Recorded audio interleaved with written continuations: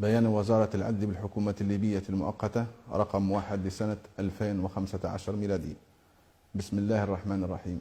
يا أيتها النفس المطمئنة ارجعي إلى ربك راضية مرضية فادخلي في عبادي وادخلي جنتي. صدق الله العظيم.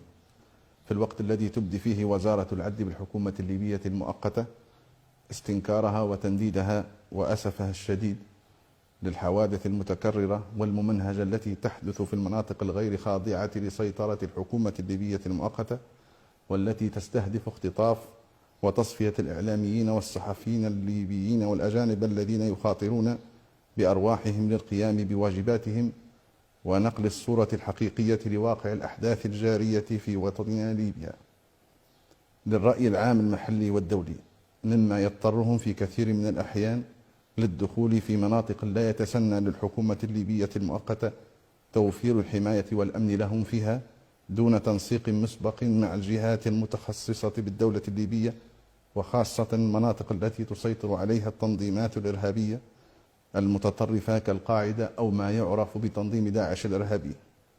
وإن متابعة هذه الحوادث كان ولا زال من أولويات وزارة العدل. وبهذا الصدد فإن وزارة العدل وبناء على المعلومات المؤكدة الواردة إليها من الجهات المختصة التابعة لها تعلن بأنه قد تم إلقاء القبض على الأشخاص المتهمين باختطاف وتصفية الإعلاميين الخمسة التابعين لقناة برقة، منهم 4 ليبيين ومصري الجنسية، والمتهمين المقبوض عليهم منهم ليبيين و3 متهمين يحملون الجنسية المصرية. وإنه من خلال التحقيقات الجارية معهم وباعترافهم جميعا تبين بأنهم هم من قاموا باختطاف وتصفية الصحفيين التونسيين اللذين اختفيا في وقت سابق بالقرب من مدينة درنا. وبهذا فإن وزارة العدل بالحكومة الليبية المؤقتة تتقدم بأحر التعازي لأسر الإعلاميين كافة الذين سقطوا ضحية لهذه الجرائم الإرهابية النكراء، كما نعزي بالخصوص أشقاءنا بالجمهورية المصرية والجمهورية التونسية حكومة وشعبا في مواطنهم. تغمد الله الجميع بواسع رحمته وألهم أسرهم وذويهم جميل الصبر والسلوان.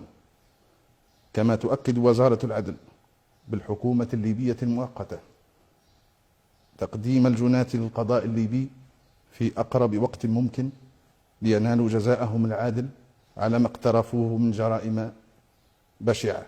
حفظ الله ليبيا. وزارة العدل بالحكومة الليبية المؤقتة صدر في مدينة البيضاء في 10 من رجب 1436 هجري الموافق 29 من شهر مايو 2005.